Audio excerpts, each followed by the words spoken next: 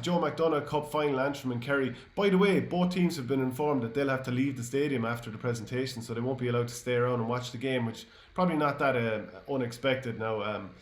Antrim versus Kerry though. Antrim have been in rude form this year because they won the Division 2A title and they've gone through the Joe McDonagh round robin system of the 4 games, winning 3 and drawing 1, and they're unbeaten. And their score difference is plus 43.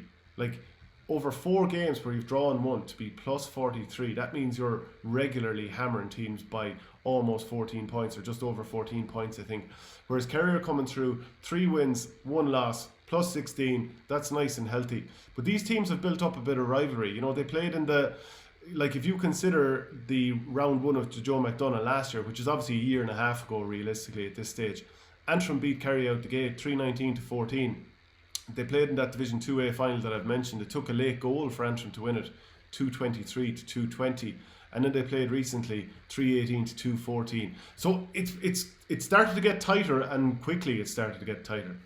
Yeah, well, that league final, Antrim won it obviously, but it was a late goal to win it. It was a draw match when they got that goal.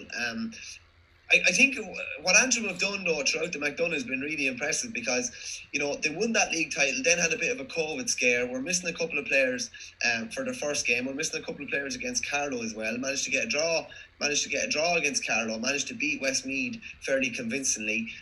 We said it before, they're no longer relying on Neil McManus. They've got loads of other lads pitching in up front, and they have big Donald Nugent coming in off the bench when they need kind of a big kind of focal point at the edge of the square. So, like, I would still say Antrim are like a step ahead of Kerry, and probably better prepared to go into the Leinster Championship next year.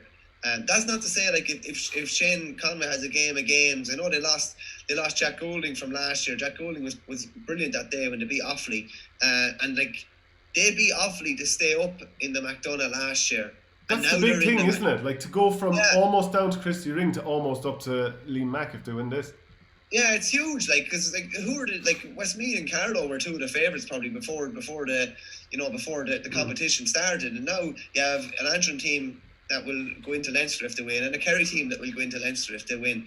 I do think probably Antrim are a score or two better and are less reliant. Like, Conway's going to have to be outstanding. Is going to have to hit probably 4 or 5 scores from play, I would imagine, for Kerry to win this game. And I think even in Croke Park as well, I just think they have more guys that can chip in.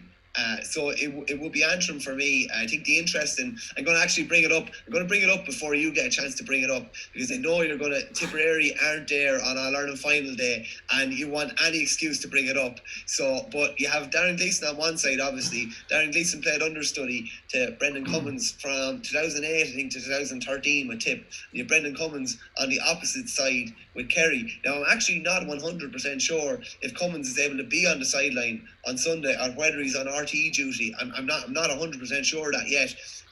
He has said it to me before, and he was even saying on the Throw-In podcast like that the Kerry guys know that this was the case at the start of the year, and they're just happy. They're satisfied to have him at training and doing all the video analysis that he's doing. But it would be a great sideline dynamic to have Gleeson going up against Cummins. And we haven't mentioned Fintan O'Connor yet.